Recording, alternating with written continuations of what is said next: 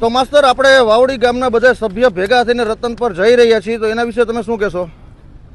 કોઠારિયા સ્ટેટનું અમારું વાવડી ગામ, આ વાવડી ગામ અમારું કોઠારિયા સ્ટેટનું ભાયતી છે અને અમારા ગામની અંદર મોસ્ટ ઓફ ક્ષત્રિય ભાઈઓ રહે છે.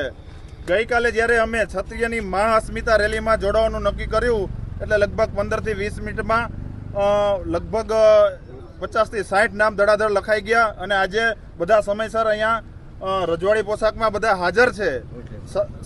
ક્ષત્રિયોની સાથે અન્ય જ્ઞાતિના અમારા જે મુસ્લિમ મિત્રો વગેરે મિત્રો છે તે પણ આ અમારા સૂર્ય અને ખુમારીની જે અમારી આ મહાઅસ્મિતા રેલી છે એમાં ભાગ લેવા હાજર થયા છે.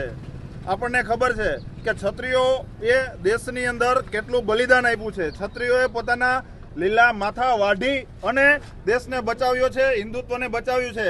પરંતુ હંમેશા ક્ષત્રિયોની જે નેગેટિવ પાસું છે, જે નકારાત્મક બાબતો છે, તે બોલિવૂડથી માંડી સોશિયલ મીડિયાથી માંડી આ નબળી બાબતોને હંમેશા ઉજાગર કરતો રહ્યો છે. પરંતુ રાજપૂતોના જે સદગુણ છે, ક્ષત્રિયો જે બલિદાન આપ્યું છે, અમારે એને ઉજાગર કરવું છે. અમારે સમાજમાં અમારી અસ્મિતાને, અમારા ગૌરવને પુનઃસ્થાપિત કરવું છે. એટલા માટેની આ અમારી અસ્મિતાની રેલી છે.